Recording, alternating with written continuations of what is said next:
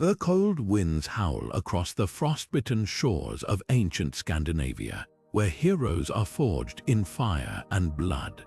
Among them stands a name whispered with reverence through the ages: Beowulf, a warrior whose deeds defy mortal limits. With fists like iron and a heart unshaken by fear, he faced horrors that would turn lesser men to dust.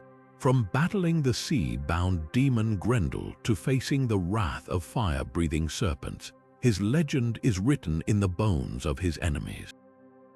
Over the next 30 tales, we'll journey together through his most legendary battles, uncovering not just the strength of his sword arm, but the unbreakable spirit that made him a beacon of hope in a world cloaked in darkness. This is not just the story of a hero, it's the saga of a man who stared into the jaws of death and laughed. The sea was merciless that day, waves like towering giants smashing against the hull of Beowulf's ship as he and his warriors carved through the storm. Denmark was no welcoming land, but word of Hrothgar's suffering had reached Geatish shores, and Beowulf would not stand idle while a king drowned in despair. His name already carried weight across kingdoms, a warrior who'd wrestled sea monsters bare-handed, a leader whose strength was matched only by his loyalty. Yet not all were eager to welcome him. In Heorot's smoky hall, Unferth, a seasoned warrior with a tongue as sharp as his blade, sneered at the newcomer's boasts. What great deeds, he mocked, can a man from a distant land truly claim? But Beowulf didn't flinch. With calm defiance, he recounted his victory over the sea's wrath, proving his worth not with arrogance, but with the unshakable truth of experience. This wasn't just about glory, it was comitatus, the sacred bond between lord and warrior, duty woven into the very fabric of their world. And as the fires dimmed and the hall grew quiet, even Unferth's doubt couldn't shake the certainty in the air: help had arrived. The great hall of Heorot was alive with the clatter of drinking horns and the low hum of nervous laughter. Mead flowed freely, but the air was thick with something darker, an unspoken dread that even the flickering torchlight couldn't dispel.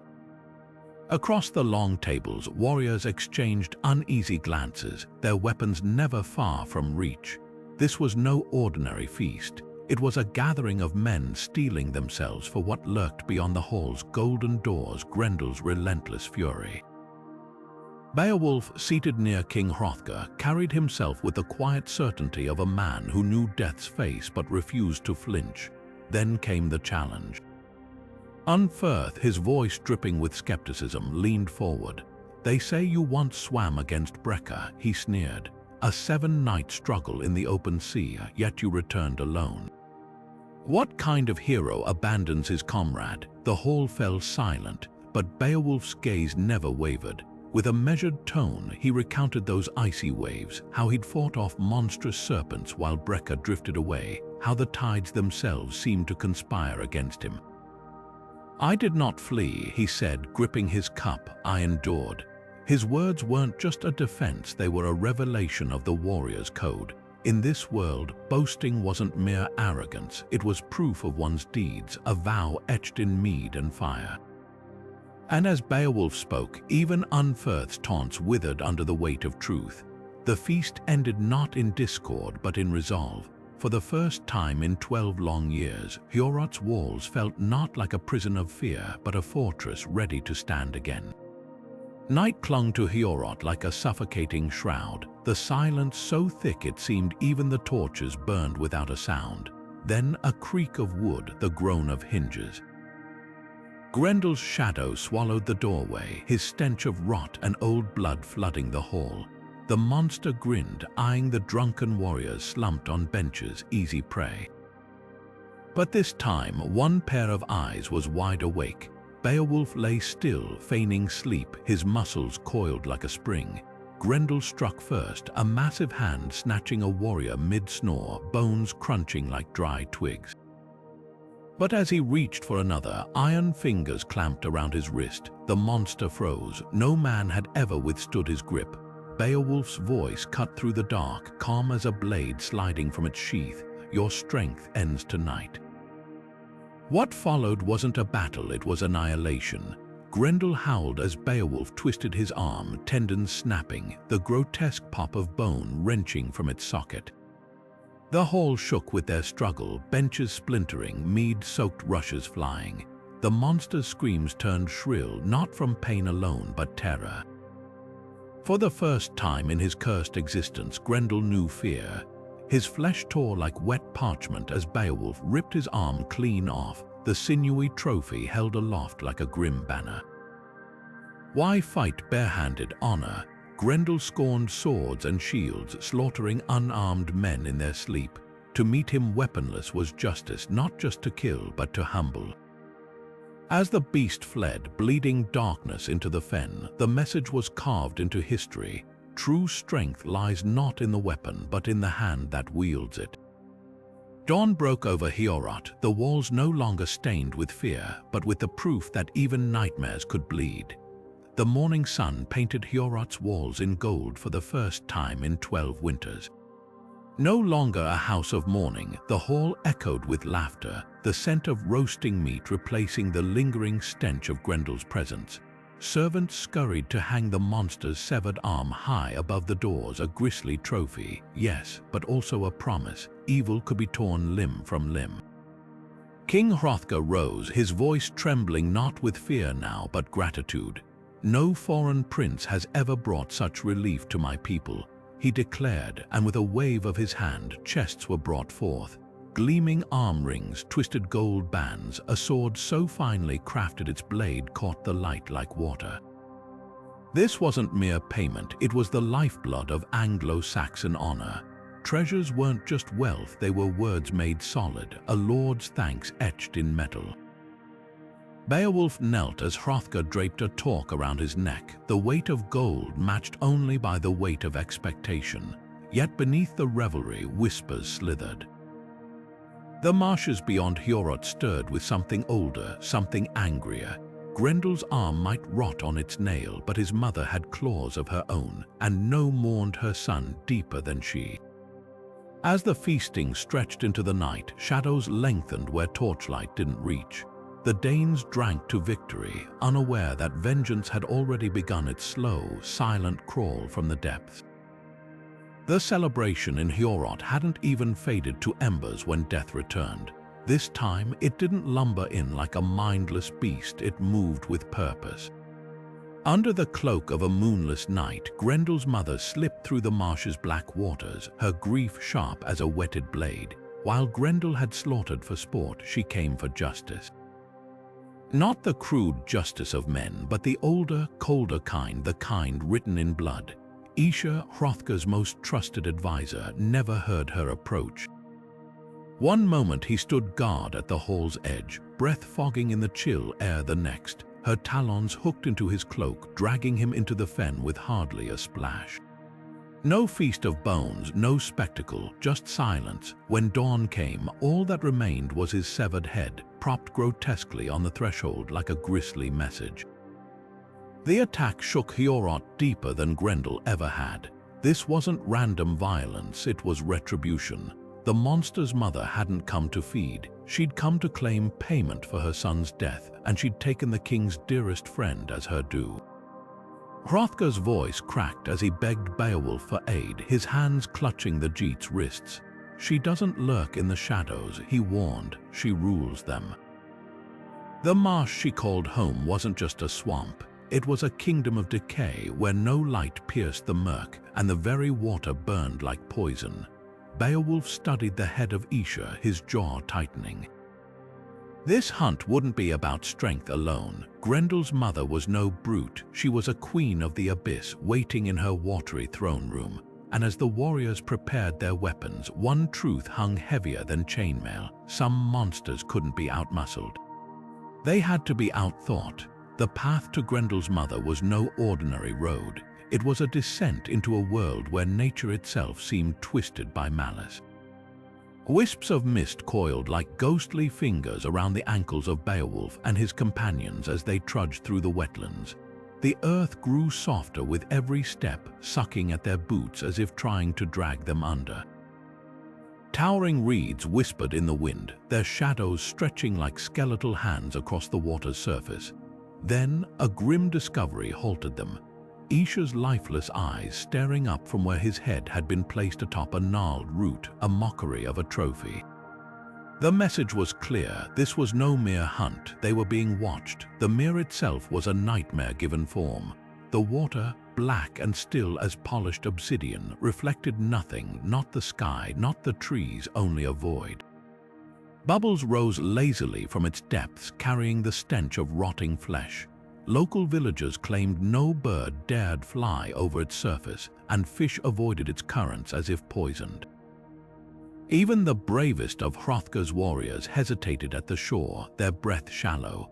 This wasn't just water, it was a boundary between worlds. Beowulf strapped on his armor, the rings of his mail shirt clinking softly. He tested the edge of Hrunting. The legendary sword Unferth had pressed into his hands with reluctant respect. The blade was said never to fail its wielder, but as Beowulf gazed into the mere's impenetrable darkness, even the finest steel felt like a child's toy against what lurked below. He turned to his men, his voice steady. "Wait for me," he said, "but not forever." Then, with a single deep breath, he plunged into the abyss, the water swallowing him whole. Above, the ripples faded swiftly, as if the mere had already forgotten him. Down into the crushing blackness Beowulf sank, the weight of his mail pulling him deeper into the mere's suffocating embrace. The water pressed against his ears, muting all sound except the frantic drum of his own heartbeat. Then movement, not the slow drift of currents, but something massive coiling through the depths ahead. Grendel's mother struck like a tempest, her claws raking through the water as she dragged him into her cavernous lair. The walls pulsed with eerie bioluminescence, revealing grotesque trophies, rusted helmets, shattered shields, and the bones of warriors who dared this descent before. Hrunting flashed in Beowulf's hand, its edge gleaming even in the gloom. He thrust the blade into her scaled hide, only for the steel to shriek against her unnatural flesh, leaving not so much as a scratch. The sword that had never failed its wielder was useless here. Grendel's mother laughed, a sound like bubbles bursting in blood before slamming him against the cavern floor. Ribs cracked, vision blurred, but as her talons descended for the killing stroke, Beowulf's fingers closed around something half buried in the silt, a hilt. Not just any weapon, but a relic of the old giants, forged in an age when monsters and men warred openly.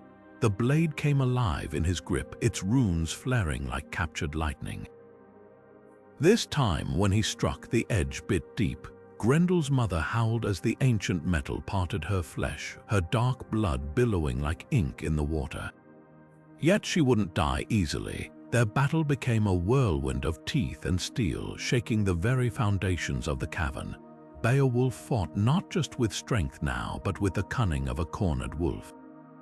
Spotting Grendel's rotting corpse slumped against a far wall, proof of her son's fate, he wrenched free and cleaved the head from its shoulders. The sight broke her. With a final, guttural wail, she collapsed, her body dissolving into the murk. Why take the head? Because some victories aren't complete until the enemy sees their defeat. As Beowulf surfaced, gripping both the giant's sword and Grendel's severed head, the message was unmistakable. No realm, not even Hell's own waters, was beyond the reach of justice. The waters of the mere still dripped from Beowulf's armor as he dragged himself onto solid ground, his muscles trembling from the battle below. Clutched in his fist was Grendel's monstrous head, its lifeless eyes staring blankly at the sky, proof of a nightmare ended. Behind him, the mere's surface had gone eerily still, as if the swamp itself had bowed to his victory. Yet when his men rushed forward, cheering his name, he didn't raise the trophy in triumph. He simply handed it to them, his face weary but resolute. A lesser warrior might have basked in the moment, but Beowulf's gaze lingered on the blood-stained water. Some victories left scars not on the body but on the soul. Hiorot had never seen such a sight. The monstrous head, too heavy for one man to lift, was hauled in on a spear shaft between two warriors, drawing gasps and shouts from the gathered Danes. King Hrothgar rose from his throne, tears streaking his weathered face as he clasped Beowulf's shoulders.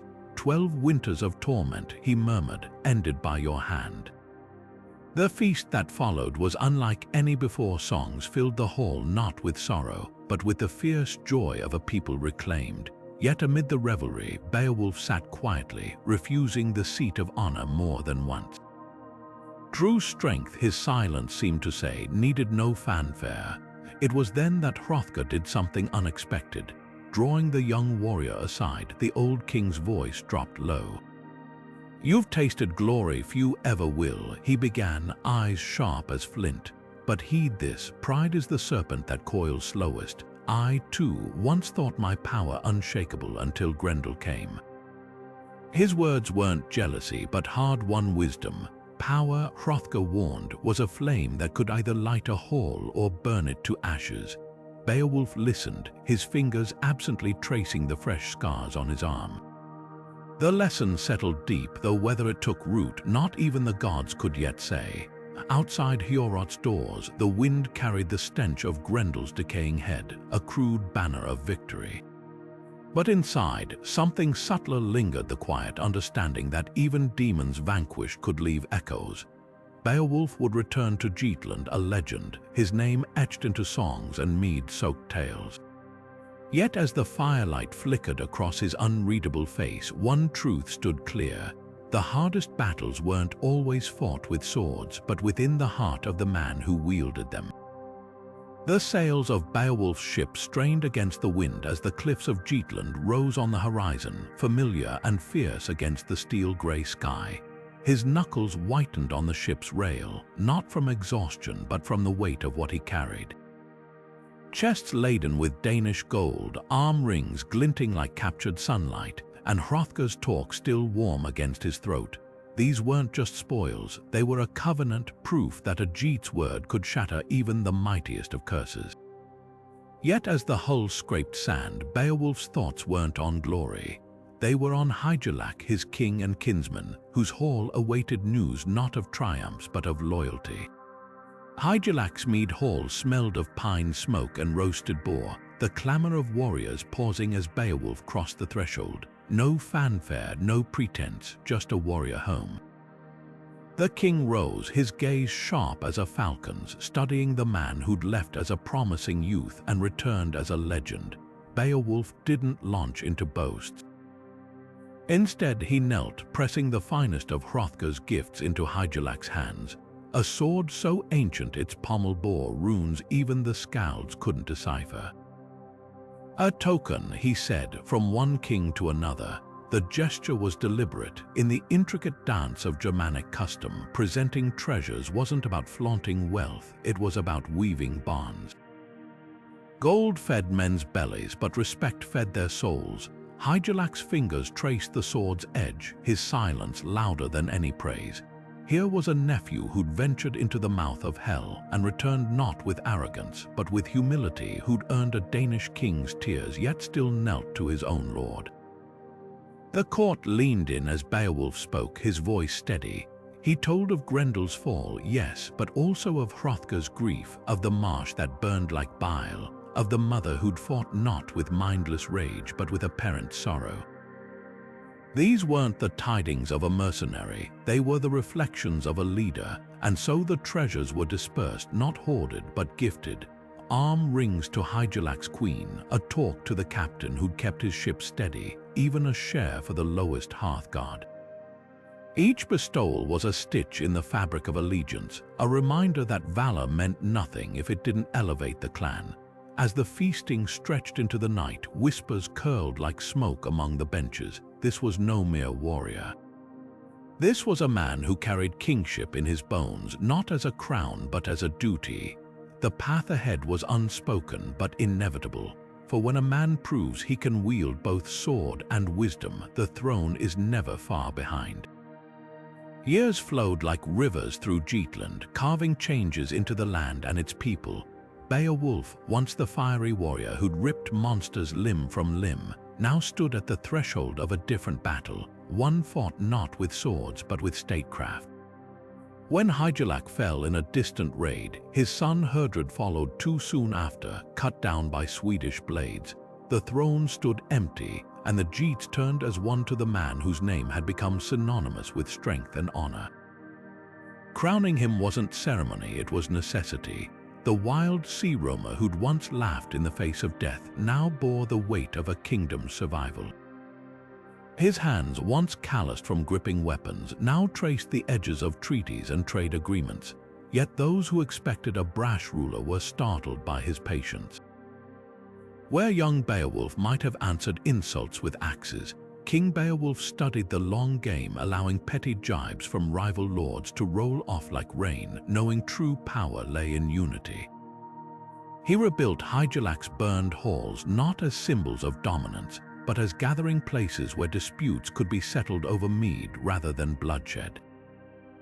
But time is a wheel, and peace never lasts. Whispers slithered from the southern fens where a lone shepherd had vanished without trace, then another.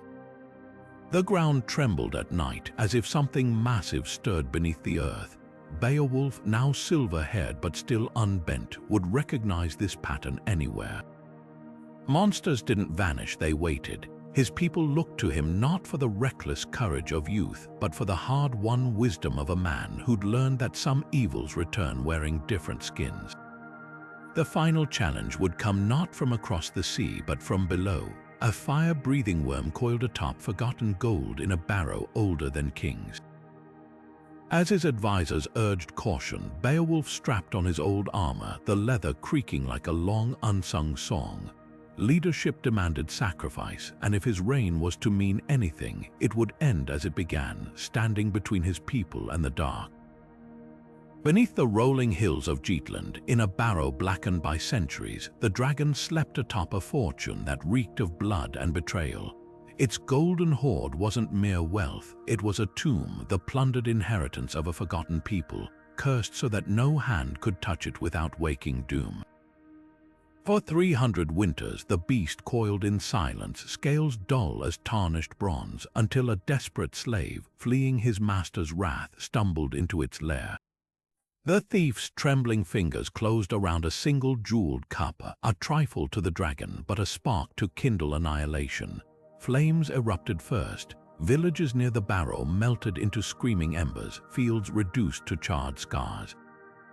Then came the wings, a thunderous dark blotting out the sun as the worm took to the skies, its fury methodical. Unlike Grendel's mindless butchery, this was precision. The dragon didn't hunt, it punished. Every scorched homestead, every melted sword in the armory carried the same message. Theft demanded total war, yet this was no mere monster. In its slit, pupiled gaze burned something older than hunger, a righteous fury. The treasure it guarded wasn't its own. The cup the slave had stolen was the last relic of a slaughtered clan, its gold still echoing with their final screams. To the dragon, this wasn't greed, it was guardianship. The curse bound them both, beast and gold, in a cycle of vengeance no mortal could break. Beowulf, now white-haired but unbroken, watched the smoke stain the horizon. His advisors begged him to send younger men to rule from safety, but kingship to him had never been about privilege, it was a shield. Strapping on his iron breastplate, he weighed the irony. A thief's folly would demand a king's last breath. As he selected his few loyal thanes to face the flame, one truth hardened in his chest. Some battles weren't fought for glory, but to prove that even in the shadow of death, courage could still burn bright. The hall fell silent as Beowulf rose from his throne, the weight of years pressing heavier than the gold on his brow. Outside, the distant glow of burning villages painted the night sky crimson. His thanes, loyal, fierce, stepped forward, swords already drawn, but the old king raised a gnarled hand. "This fight is mine alone." The words weren't pride, they were the quiet calculus of a leader who knew the cost of war. A younger Beowulf might have charged headlong into danger, buoyed by the invincibility of youth. But time had carved wisdom into his bones. Some sacrifices were meant to be borne by kings, not their people. His armor, once polished to a mirror's sheen, now bore the dents of decades. As he fastened the straps, his fingers lingered on the scars beneath, tokens from Grendel, from the depths of the mere, from 100 battles now faded into song. "Fate goes ever as it must," he murmured, not with resignation, but the steady clarity of a man who'd long ago made peace with life's scales. The dragon wasn't just another monster, it was the final thread in the tapestry of his legend. To send others would be to deny the very oath that had shaped him. A king's first duty was to stand between his people and the storm. The speech he gave that night was no rallying cry. It was simpler, truer. "I faced the worst of the world's darkness in my youth," he told his thanes, gripping their shoulders one by one. "But this is different. A king doesn't fight for glory at the end. He fights so his people can wake to another dawn." The firelight caught the silver in his beard as he turned toward the door, and for a moment the years seemed to slip away. Here was the warrior who'd torn demons apart with his hands, now walking knowingly toward his last sunrise. Not because he believed he'd return, but because some debts could only be paid in blood. The contrast couldn't have been sharper. Where young Beowulf had laughed in the face of death, old Beowulf greeted it like an old acquaintance. Where he'd once relied on brute strength, now he carried the quiet resolve of a man who'd learned the hardest truth of all. True courage isn't the absence of fear, but the choice to walk forward anyway. His final gift to the Geats wouldn't be victory, it would be the example of how to meet fate without flinching. The air smelled of scorched earth and molten stone as Beowulf approached the barrow's gaping mouth, his shield raised against the furnace blast, heat radiating from within. The ground trembled with each of the dragon's breaths, a rhythmic growl like distant thunder. Then silence. A heartbeat later, the beast erupted from the darkness in a torrent of flame and fury, its scales gleaming like 1,000 blood-red coins in the firelight. Beowulf's sword, Nigling, the trusted companion of countless battles, met the creature's armored neck with a deafening clang and shattered. Shards of steel scattered like brittle ice, leaving the king clutching a useless hilt. For the first time in his legendary life, Beowulf faltered. His thanes, brave men who'd pledged to stand with him, now stumbled back, their faces white with terror. One by one, they broke, fleeing for the tree line, all but one. Wiglaf, youngest of the band, stood rooted to the spot, not out of blind loyalty, but because he alone understood this wasn't just a fight. It was the defining moment of their age. As the dragon coiled for another strike, its molten breath lighting the hillside like a false dawn, Wiglaf's voice cut through the chaos. "Go to him," he roared at the fleeing men, "or die knowing you left your king to face the dark alone." Beowulf hardly heard the shouts. His world had narrowed to the beast before him, to the searing pain in his ribs where a talon had grazed his flesh. Mortality, an abstract concept for decades, now pressed against him like a second skin. He'd always fought with the certainty of victory, but this was different. The dragon wasn't some mindless horror. It fought with the calculated rage of a guardian avenging a sacred trust. When its jaws snapped shut inches from his face, he felt the heat of its breath, saw the intelligence in its ancient eyes. For the first time, Beowulf didn't see an enemy. He saw a reflection, another old warrior defending what was his. But fate leaves no room for mercy. As the dragon reared back to unleash another wave of fire, Wiglaf charged, his blade biting deep into the creature's underbelly. The distraction was fleeting, just enough for Beowulf to drive a dagger into the beast's throat with the last of his strength. The scream that followed wasn't just agony, it was the sound of an era ending. The dragon collapsed, its massive body shaking the earth, its blood sizzling on the scorched grass. Beowulf sank to his knees beside it, his own life now ebbing in crimson rivulets.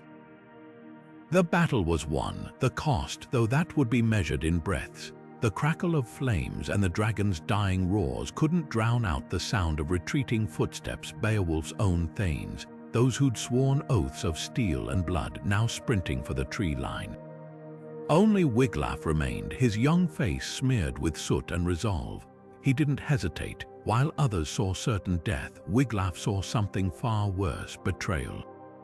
His voice cut through the chaos like a blade through silk. "Cowards," he shouted at the fleeing men. "Was it all just empty words when you drank mead in Hiorat's hall? When you swore to stand beside your king in life and death?" This wasn't just anger, it was the raw nerve of the comitatus laid bare. In the old way, a warrior's loyalty wasn't conditional. It was the backbone of civilization itself. A lord gave land, protection, purpose. A thane gave his blade, his breath, and if need be, his last heartbeat. Wiglaf's shield was already charred as he charged forward, but his grip never wavered. The dragon's tail lashed out, sending searing pain up his leg, yet he kept moving. Beowulf, bleeding and breathless, met his eyes in that fleeting moment, no words needed. Together they struck as one. Wiglaf's sword found the gap in the beast's scales, piercing the softer flesh beneath, while Beowulf drove his dagger deep into its throat. Fire met iron, and iron won. This wasn't just a fight against a monster. It was the living echo of every hall song ever sung. Beowulf, the aging king, and Wiglaf, the untested warrior, side by side, not because victory was certain, but because honor demanded it. When the dragon finally collapsed, its golden hoard glinting mockingly in the sunlight, the message was clear. True strength wasn't just in the arm that wielded the sword, but in the heart that refused to break faith. The comitatus didn't die that day. It simply found its purest form in two men, one who'd lived by its code, and one who'd proved it could still burn bright in a world too quick to forget.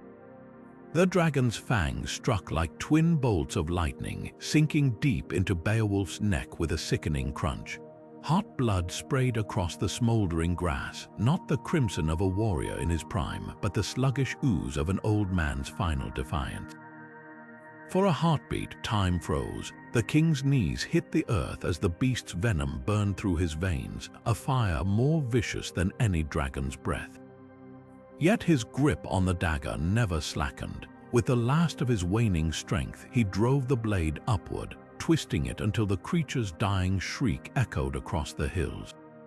Silence, then the monster toppled, its massive body collapsing in a heap of scales and spilled gold. The battle was won, but Beowulf knew this was no triumph. His breath came in ragged gasps as he pressed a trembling hand to his ruined throat. Wiglaf rushed forward, his young face streaked with soot and horror, but Beowulf's voice, though weak, was steady. "Bring me what lies beneath." His eyes flicked toward the hoard gleaming in the barrow's mouth. Not greed, not in this moment. A king's duty didn't end with his last breath. Wiglaf vanished into the darkness, returning with an armful of treasures, cups studded with rubies, swords crusted with forgotten runes, a banner woven from threads of gold. Beowulf's fingers traced the cold metal, his smile bitter. So much wealth, so much waste. This was the pyre his people would burn him on, the weight of their grief measured in stolen riches. "Look after them," he murmured, his gaze locking onto Wiglaf's, not a plea, a coronation. The young warrior's tears fell as he clutched his king's hand, the unspoken truth between them. Some victories are just deferred defeats. The wind carried the stench of burnt flesh and fading smoke as Beowulf's vision blurred. Strange to die like this, not in the heat of battle, but in its quiet aftermath. The dragon lay dead, his people would live, yet as the sun dipped below the horizon, painting the sky the color of old wounds, the greatest of Geatish kings closed his eyes not as a conqueror, but as a man who'd given everything and asked for nothing in return. The treasure around him glinted, cold and bright as the stars just beginning to wake overhead. Beowulf's breath came slow and shallow now, each rise of his chest a struggle against the dragon's venom coursing through his veins. His body lay broken among the scattered gold, the weight of his years heavier than any treasure. Wiglaf cradled the old king's head, his hands shaking, not from fear, but from the terrible understanding dawning in his eyes. This was no battlefield lament, it was the quiet ushering of an era into memory. With effort, Beowulf lifted his gaze to the cliffs beyond, where the sea crashed endlessly against the rocks. His voice, though frayed, carried the steadiness of a man who'd made his peace. "Build it high," he whispered, "where the waves kiss the sky." His words weren't just a request, they were a final act of kingship. That burial mound wouldn't just house his bones, it would stand as a lighthouse for lost sailors, a promise etched in earth and stone that even in death, a true leader guides his people. The irony wasn't lost on him. A life spent knee-deep in blood and glory, ending not with a roar but with a quiet plea for usefulness. The contrast between the warrior and the man was never sharper. Here was the same hands that had torn Grendel's arm from its socket, now too weak to clasp the hilt of a dagger. The same voice that had once boasted over mead cups, now soft as a sigh. Yet in that moment there was no regret, only resolve. His eyes, clouded with pain, flickered with something like contentment. He'd lived by the sword, yes, but he'd die knowing his name would outlast the steel. As his final breath left him, the wind off the sea lifted, carrying with it the salt tang of tides and time. The Geats would mourn, of course. They'd raise his pyre, sing his deeds, and heap his barrow with the dragon's cursed gold.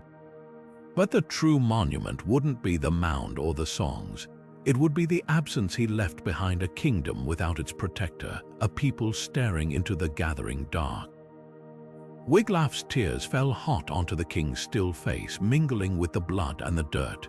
The lesson was written plain: even legends don't live forever. But the light they leave behind, that burns on. The firelight flickered across Wiglaf's face as he turned toward the fleeing warriors, now slinking back from the tree line, their swords clean, their honor forever stained. His voice didn't rise in anger, it dropped to something colder, sharper. "You," the word hung in the air like an axe before the fall, "who swore oaths with feasting and mead, who griped about gold while your king bled in the dirt." The men flinched as if struck. Shame was more than an emotion in their world, it was a brand. In the tight-knit weave of Germanic society, a warrior's worth wasn't measured in victories alone, but in loyalty. To abandon one's lord wasn't just cowardice, it unraveled the fabric of civilization itself. Wiglaf stepped over the dragon's lifeless tail, kicking aside a goblet from the hoard. "You think this treasure belongs to men who turn their backs?" The question wasn't rhetorical, it was a verdict. One by one, the thanes lowered their eyes, their cheeks burning hotter than the dragon's flames. There'd be no arm rings for them, no shares of the glittering plunder. Instead, Wiglaf decreed a punishment far worse than exile. They'd live. They'd walk every day past the great barrow to come, hear the songs of Beowulf's glory, and know their names were absent. Their children would ask why no gold hung from their belts. Their wives would whisper in the dark. The treasure itself became a cruel joke. Piled high on Beowulf's funeral pyre, it would melt and twist in the flames, useless to the living, fit only for the dead. And as the smoke coiled into the sky, the message would sear itself into history. Cowards might keep their lives, but they'd forfeit their place in the story. For men who'd once dreamed of songs sung in their honor, that was a fate sharper than any blade. The pyre rose taller than the highest hall in Geatland, a mountain of oak and ash built by hands still trembling from grief. At its peak lay Beowulf, his battle-scarred frame wrapped in linen richer than any he'd worn in life, his sword placed gently atop his chest, its shattered blade a silent testament to his final fight. Around him, the dragon's hoard glittered mockingly, cups that would never hold mead, arm rings that would never grace a warrior's wrist, all heaped upon the flames like kindling. Women wove through the crowd, their voices keening a dirge that seemed to pull the very air from the lungs of those who heard it. "He was the last of us," one mourner cried, her fingers clutching at the empty space where her king had once stood. The Geats knew what this pyre truly burned, not just a body but an age. Without Beowulf's strength to shield them, the future loomed like a storm on the horizon. Swedish swords, Frisian raids, all the old enemies biding their time. The gold melting in the fire wasn't just tribute, it was surrender. What use was treasure in a world with no one left to wield it? Yet there was grim wisdom in this sacrifice. As the flames licked higher, devouring sword hilts and silver thread, Wiglaf stood motionless at the pyre's base. He understood the message in the smoke. These weren't just riches burned, they were a challenge thrown at fate itself.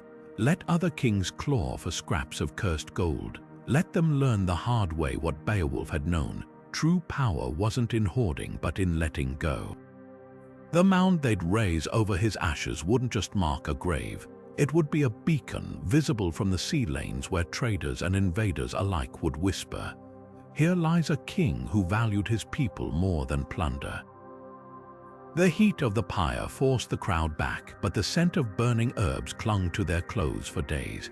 Long after the embers cooled, the story would linger too, not just of the warrior who'd slain monsters, but of the king who'd chosen a kingdom's memory over its coffers. Some losses aren't measured in gold, but in the silence that follows when the last true hero leaves the hall. The smoke from Beowulf's pyre had barely faded when the whispers began. Wiglaf stood at the edge of the cliff, watching the horizon where sea met sky, not in mourning now, but in calculation. The Geats had lost more than a king, they'd lost their shield. And in the brutal arithmetic of the ancient world, weakness was an invitation carved in blood. He knew the signs. The Swedes had never forgiven Hygelac's old raids, and the Frisians still told tales of the Geats' failed invasion. With Beowulf's strength gone, those old grudges would flare like embers in dry grass. Across the mead-halls, warriors polished swords that suddenly seemed too light, while farmers peered nervously at the tree line. Tribal warfare wasn't just battle, it was eradication. A king's death often meant a people's end. History had taught harsh lessons. Wiglaf had heard the Skalds sing of the Heathobards, wiped from memory after their lord fell. The Lombards who'd vanished into the mist after a single disastrous battle. Even mighty tribes could crumble like sand when their protector died. The Geats weren't just mourning a hero, they were staring into the abyss of their own extinction.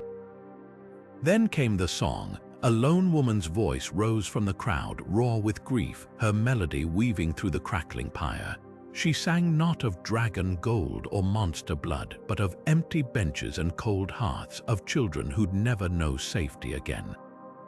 The dirge wasn't just sorrow, it was prophecy. Every note carried the weight of a people already grieving losses yet to come. Wiglaf clenched his fists. Leadership had been thrust upon him, not by ceremony, but by the simple fact that he'd been the last one standing when the dust settled. As the woman's voice trembled on the final verse, he made a silent vow: the Geat story wouldn't end here. Even if the world burned, he'd make sure their name outlived the flames. But history is written by the survivors, and survival in this new age without Beowulf would demand more than courage. It would demand a kind of cunning no song had ever celebrated. Long before the halls of Heorot trembled at his name, before the grip of his hands could tear a monster's arm clean off, Beowulf was just a boy testing the limits of his own strength. The stories whispered around Geatish fires painted him as something more. Even then, there was the time, at barely 12 winters old, he lifted an oak bench meant for 6 full-grown warriors, his laughter ringing as the carpenters gaped. Or the afternoon he outran the kingdom's swiftest horse, not out of pride, but sheer stubborn joy in the push of his own legs. These weren't just childish games. They were the first threads of a legend being woven. But the true turning point came on the icy shores of the Geatish coast, where the waves gnawed at the land like a hungry beast. Breca, his closest friend and fiercest rival, stood beside him, breath fogging in the winter air. 5 nights, Breca said, grinning. That's how long we'll last in these waters. A foolish wager, the elders warned. The sea in winter was no playground, it was a grave. Yet the 2 boys plunged in anyway, their young muscles burning against the current, the cold a knife against their skin. Night after night, they fought the ocean's fury. Breca, strong as an ox, clung to driftwood when the waves grew brutal. But Beowulf, he swam deeper, daring the whirlpools where the water turned black. On the 3rd night, the storm came, a tempest that tore the friends apart. Breca was swept toward shore, battered but alive. Beowulf vanished into the dark. For days, the Geats searched the coastline, their hope fading with each empty horizon. Then, on the seventh morning, a figure emerged from the mist. Beowulf, salt-crusted and shivering, but alive. Not only alive, victorious, he spoke of battling sea serpents in the depths, of gripping their throats until their scales gave way. Some dismissed it as a boy's wild tale. Others, though, saw the truth in his frostbitten hands and the strange, jagged scars along his ribs. The sea had tested him, and he'd answered in kind. This was no mere swim. It was the first real proof that Beowulf's strength wasn't just physical, it was relentless, unyielding, the kind that didn't know when to quit. Years later, when Unferth would mock this very moment in Hiorat's hall, Beowulf wouldn't bother with boasts. He'd simply flex the old scars on his palm and say, "The sea tried to break me. It failed," because that's what heroes do. They turn childhood trials into the foundation of legends, and for Beowulf, every wave, every monster, every impossible challenge would only add another stone to the path fate was building beneath his feet. The golden talks and mead-hall laughter couldn't mask the old grudges simmering beneath Geatland's soil.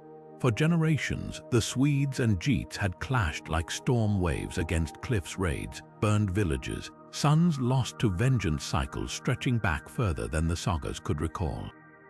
The Swedes never forgot how Hygelac's warriors had once raided their shores, leaving smoke and scars in their wake. And the Geats, they still whispered of Ongentheow, the Swedish king who'd slain their prince in battle. His name spat like poison around campfires. Yet under Beowulf's rule, the raids had ceased. Not because swords grew dull, but because the Geatish king wielded something sharper, diplomacy. Where others saw only enemies, he saw balance. When Swedish messengers came bristling with threats, Beowulf met them not with axes, but with ale, letting them drink first, a subtle gesture of trust. He returned captured Swedish armor cleaned and polished, a silent nod to honor even among rivals. And when a band of Geatish hotheads ambushed Swedish traders, it was Beowulf who paid the blood price from his own coffers, refusing to let old wounds fester. But peace bought with wisdom lasts only as long as the wise. Across the Baltic, Swedish princes sharpened their blades, biding their time. They'd heard rumors, the dragon's flames, the king's fading strength. And so they waited, counting the days until the one man holding the storm at bay would stumble. Because in the brutal arithmetic of the North, a kingdom without its protector isn't a kingdom at all. Its prey, the irony, would haunt the Geats soon enough. Beowulf's greatest triumph wasn't killing monsters, it was keeping his people from becoming monsters themselves. And as his funeral pyre lit the night sky, Swedish scouts were already galloping home with news. The shield had fallen. The wars wouldn't restart. They'd simply wake from their uneasy slumber, hungrier than before. Hrothgar's hall had never felt heavier than in that quiet moment after the feasting, when the torches burned low and the mead horns lay empty. The old king leaned forward, his gnarled hands gripping Beowulf's wrists, not in ceremony now, but in warning. "Power is a flame," he murmured, eyes sharp as flint. "It warms the hall, yes, but let it burn unchecked, and it devours even the hand that feeds it." The contrast between them couldn't have been starker.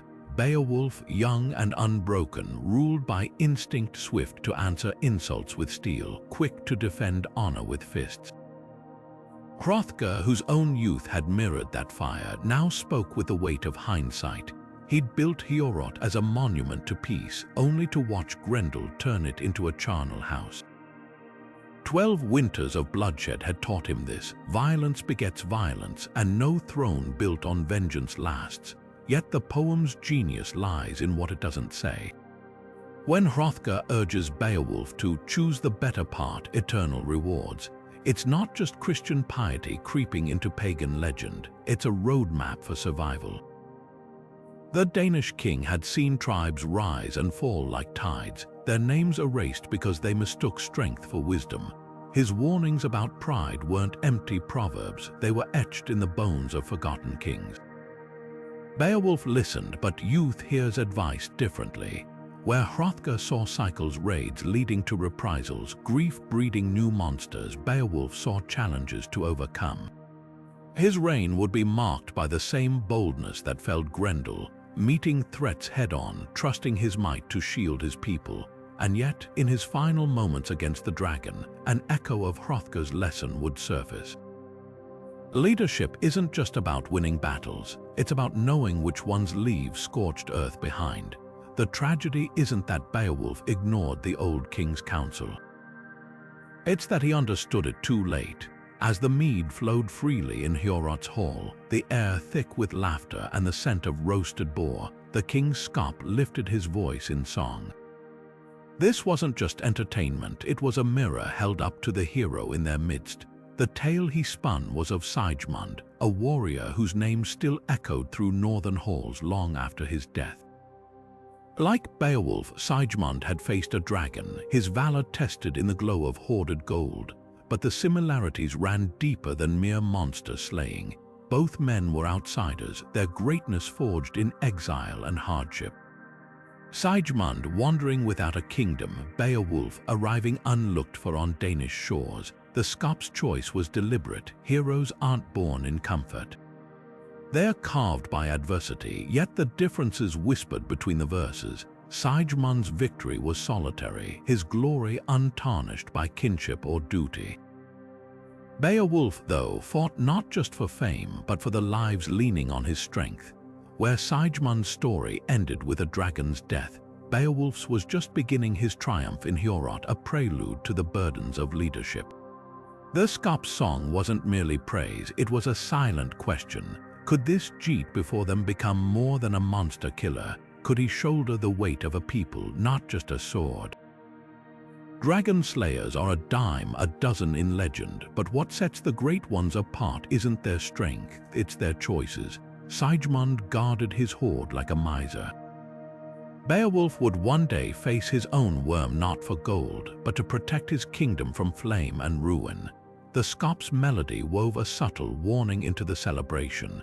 True heroism isn't about the beast you slay, but the legacy you leave behind. As the last note faded, Beowulf raised his cup, his face unreadable in the firelight.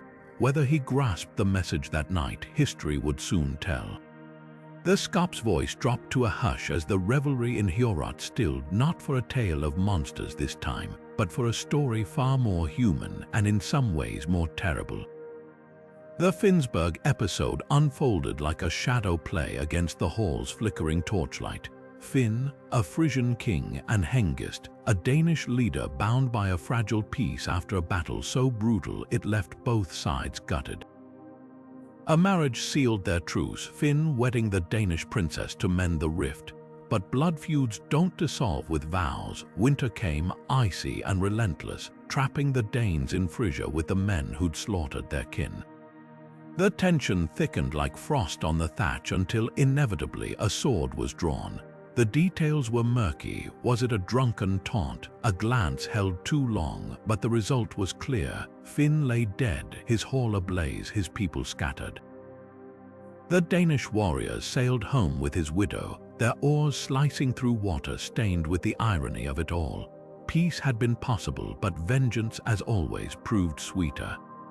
This wasn't just a song to pass the night, it was a warning etched in melody. As Beowulf listened, the parallels coiled like smoke around Heorot's rafters. Grendel's mother had sought vengeance for her son, just as the Danes had for their fallen. The cycle was endless violence birthing violence, treaties crumbling under the weight of old wounds. Hrothgar, his fingers tight around his cup, knew the cost of such grudges. His own hall had been a testament to peace before Grendel turned it into a tomb. The Finnsburg episode lingered in the air long after the Scop's last note faded. For the Geatish hero, the message was clear. Strength could slay monsters, but only wisdom could break the chains of retaliation.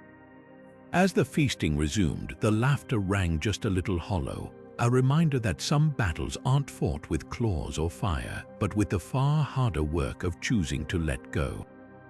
The sea was no friend that winter. It was a battlefield without borders. Beowulf and Breca waded into the frigid waves with nothing but their bare hands and foolish courage, each vowing to outlast the other. What began as a boyhood contest became a trial by nature's wrath. For 5 nights, the North Sea threw its worst at them. Currents like grasping hands, waves tall as mead-halls, and beneath the churning surface, things far worse. On the 3rd night, the monsters came. Not the clumsy beasts of land, but sleek horrors shaped by the depth, serpents with teeth like shattered spears, their scales gleaming in the moonlight as they circled. Breca was dragged under first, his shouts swallowed by the black water. Beowulf dove after him, his fists finding purchase on slick hides, his lungs burning as he wrenched his friend free. But the sea wouldn't relent. One serpent coiled around Beowulf's leg, its spines raking his flesh.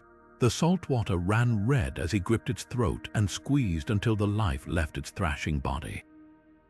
By dawn, the waves calmed, but the ordeal wasn't over. Hypothermia gnawed at their bones, their lips cracked with thirst despite being surrounded by water. Yet Beowulf refused to let Breca surrender. When his friend's arms failed, he hauled him onto driftwood, tying him with strips of his own tunic. "We live together," he rasped through bloodied teeth. The words weren't just stubbornness, they were a creed. Years later, when Unferth mocked this very feat in Heorot, claiming Beowulf abandoned Breca, the truth cut deeper than any blade. The sea had been his first true test, proof that his strength wasn't just for slaughter, it was for salvation. That's why, when he faced Grendel's mother in her underwater lair, the stakes felt familiar. The murk, the crushing pressure, the monsters in the dark. Only this time, it wasn't just a friend's life in his hands. It was a kingdom's. The parallels were undeniable. Both battles demanded more than muscle. They required endurance, the kind that doesn't flinch when the air runs out. But where the sea had been a chaotic foe, Grendel's mother fought with cunning, a warrior's instincts honed by grief. Beowulf's youthful triumph over the serpents had been raw survival. His victory in the mere was something finer. The calculated strike of a man who'd learned that true power lies not in how long you can hold your breath, but in knowing when to let it go. The treasure lying beneath the dragon's belly wasn't just gold, it was a graveyard of forgotten lives. Centuries before Beowulf faced the worm, the hoard had belonged to a lost tribe, their name erased by war or plague. Only one man remained, the last of his kind, and as he hauled the final chest into the barrow, his hands shook not from the weight but from the curse he muttered over it. "Let no hand enjoy this gold," he whispered, "unless heaven itself wills it." Then he sealed the cavern, leaving the riches to the earth, and to the creature who'd slither in years later, coiling around the treasure as if it were an egg waiting to hatch. But the poem doesn't linger on the dragon's obsession with the hoard. Instead, it lingers on the survivor's grief. Here was a man who'd watched his entire world crumble, who knew no heir would ever carry his legacy. The gold, once a symbol of his people's strength, became a monument to their extinction. And when the slave stumbled upon it centuries later, stealing a single cup to buy his freedom, he wasn't just awakening a monster, he was proving the curse's cruel irony. The treasure wasn't meant for the living. It was a relic of the dead, pulsing with the same loneliness that had filled the survivor's heart when he closed the barrow for the last time. Beowulf's final battle, then, wasn't just about slaying a beast, it was a collision with futility. The dragon guarded wealth that had outlived its original owners, wealth that had brought nothing but ruin to those who touched it. Even as the old king lay dying amid the scattered treasure, the poem whispers a question. What's the worth of gold in a world where kingdoms fade and heroes turn to dust? The answer isn't in the glitter of coins, but in the pyre's flames, in the choice to burn it all rather than let greed carve another scar into history. The survivor's curse held true to the end. The hoard would never belong to anyone, it would only ever be a tomb. The bond between a lord and his warriors wasn't just duty, it was the backbone of an entire world. Beowulf's thanes, his hand-picked retinue of battle-hardened fighters, weren't mere soldiers. They were his shadow, his voice when he didn't speak, his strength multiplied. Picture them, men who'd carved their names into history beside him, their armor scarred from Grendel's mother's claws, their faces weathered by years of salt spray and shield walls. These weren't hired blades. They'd sworn oaths not to a crown, but to the man himself, binding themselves in a sacred pact called the comitatus. In their world, loyalty wasn't just virtue, it was survival. A lord provided land, armor, honor. A thane offered his sword, his life, and if needed, his death. Yet when the dragon came, that ancient code shattered like brittle iron. As flames engulfed the hillside and Beowulf struggled against the worm's venomous fangs, his thanes faltered. All but one, Wiglaf, youngest of the band, stood frozen not from fear but from fury, not at the beast but at his fleeing comrade. Their cowardice wasn't just a betrayal of their king, it was a rejection of everything their culture stood for. The comitatus wasn't a contract you could void when death loomed. It was the very thread holding society together. The irony stung. These were warriors who'd once boasted over mead horns of their valor, who'd worn their arm rings as proof of past glories. But true loyalty isn't measured in gold or boasts, it's tested in the searing heat of a dragon's breath. Wiglaf's lone charge didn't just save Beowulf's fading life for a few fleeting moments, it exposed a rot far older than the worm's horde. The Geats' downfall wasn't the dragon's fire, it was the slow erosion of the bonds that once made them unbreakable. And as the last embers of Beowulf's pyre faded, the lesson lingered like smoke. A kingdom is only as strong as the oaths its warriors keep. Heorot wasn't just a hall, it was a beacon. Towering over the Danish wilderness with its gilded rafters and roaring hearths, this mead hall pulsed like a heartbeat of civilization in a world still half wild. The very name meant heart, a stag crowned with antlers stretching toward the sky, symbol of nobility, endurance, light. Inside, the laughter of warriors and the clatter of cups wove a fragile tapestry of order where oaths were sworn, stories told, alliances forged.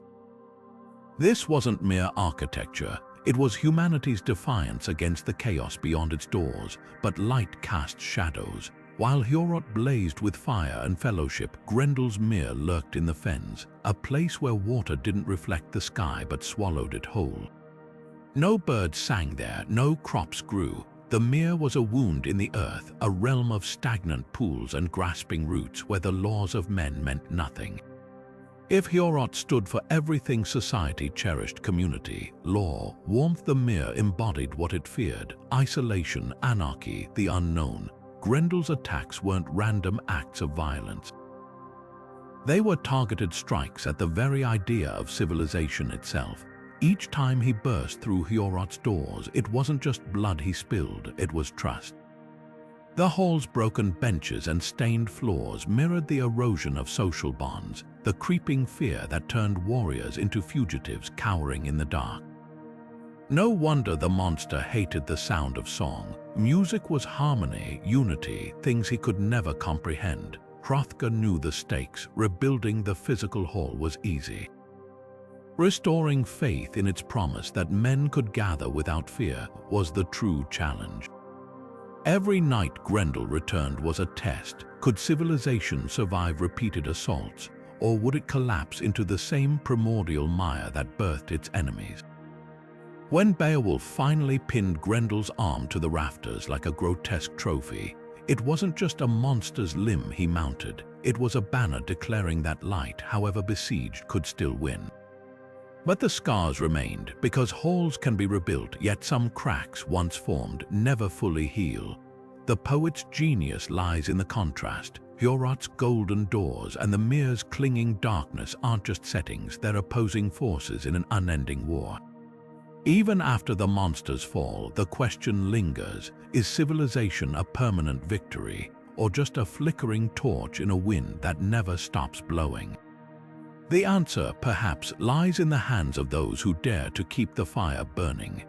Beneath the roaring mead halls and monster-slaying feats, Beowulf hides a fascinating cultural collision, where the pounding drums of pagan warrior ethos meet the soft echoes of Christian morality. The poem is like a tapestry woven with two very different threads, one drenched in the blood of ancient Germanic heroism, the other shimmering with the light of a new faith. Take Grendel's introduction. He's called a descendant of Cain, straight out of biblical lore, yet he's hunted down with the ruthless pragmatism of a warrior culture that values vengeance as sacred duty. Scholars still spar over the poet's intentions. Was this a clever conversion tactic, wrapping Christian lessons in pagan packaging to make them palatable? Or was it an honest reflection of a society caught between two worlds? Hrothgar's famous Sermon to Beowulf offers clues. The old king warns against pride, calling it a soul's downfall, a sentiment straight from monastic teachings. Yet in the same breath, he praises the hero's warlike virtues, the very traits that would have made him a legend in Odin's halls. The poet doesn't resolve the tension. He lets it simmer, showing a world where glory and humility, fate and divine providence exist in uneasy truce. Even Beowulf's funeral carries this duality. His pyre burns high with pagan grandeur, his body sent to the afterlife with treasures fit for a Norse king. But then come the Christian mourners, their laments tinged with talk of God's will. It's as if the poet can't or won't choose between the old ways and the new. Some argue the Christian elements were tacked on later by scribes, while others see deliberate artistry, a way to bridge eras. But perhaps the truth lies in the poem's enduring power. By refusing to pick sides, Beowulf becomes more than a relic. It's a mirror reflecting humanity's eternal struggle to balance the warrior's fire with the saint's quiet light. The parchment that carried Beowulf's legend might have crumbled to dust centuries ago, lost to time like so many other sagas, but fate had other plans. Nestled in the back of an Elizabethan library, a single manuscript survived, singed at the edges but still whispering its ancient truths. This wasn't just luck, it was a literary miracle. The Noel Codex, as scholars now call it, became the lone vessel for the epic, passed hand to hand like a sacred relic until it landed in the library of Sir Robert Cotton, a man whose collection would later form the backbone of the British Museum.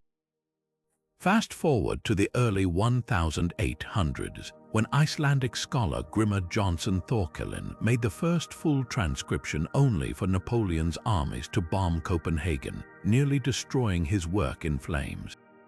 The poem seemed cursed, always hovering on the brink of oblivion, yet each time, like Beowulf himself, it clawed its way back. Then came Tolkien.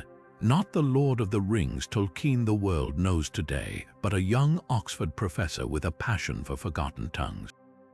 His 1936 lecture, Beowulf, the Monsters and the Critics, didn't just analyze the poem, it resurrected it. Before Tolkien, academics dismissed the battles with Grendel and the dragon as childish fantasies, insisting the real value lay in historical footnotes.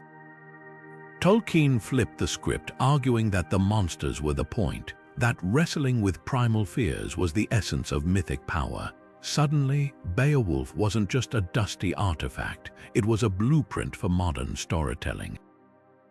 The ripple effects are everywhere, from the Hobbit Smaug, a dragon hoarding gold with the same possessive fury as Beowulf's foe, to Game of Thrones, where honor and doom entwine like Geatish fate.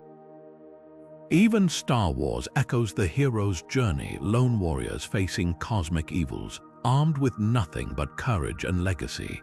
But perhaps the poem's greatest triumph is its endurance.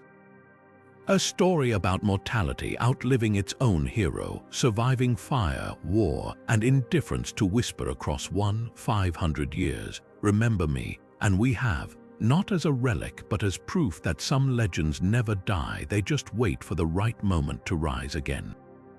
From the brash young warrior who ripped monsters apart with his bare hands to the silver-haired king who faced a dragon alone, Beowulf's journey is more than an action-packed saga. It's a masterclass in what it means to grow into greatness.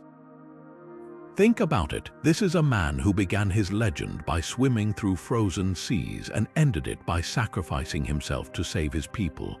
The muscle that tore Grendel's arm off was the same strength that later carried the burden of an entire kingdom. But here's the real magic of the poem. It doesn't just celebrate heroism, it questions it. What good is strength without wisdom? What's the value of glory if it burns out too soon? Centuries may have passed since this epic was first sung in smoky halls, but its themes pulse with startling relevance. That ache we feel when Beowulf collapses beside the dragon. It's the universal truth that even legends aren't immortal. The bittersweet triumph as his funeral pyre lights up the Geatish coast, a reminder that legacies outlive flesh. These aren't just Viking problems, they're human ones. How do we balance pride with humility? When does loyalty become sacrifice? Why do we keep telling stories about monsters and the warriors who slay them? Perhaps because we're still searching for our own dragons to face. Not fire-breathing serpents, maybe, but the battles that define us, the ones that demand everything we've got. Beowulf's world may be long gone, but his story sticks around like an old scar because it dares to ask, what will you do when the darkness comes knocking? If these ancient tales light something up in you, if you love peeling back the layers of myths that shaped civilizations, hit that subscribe button.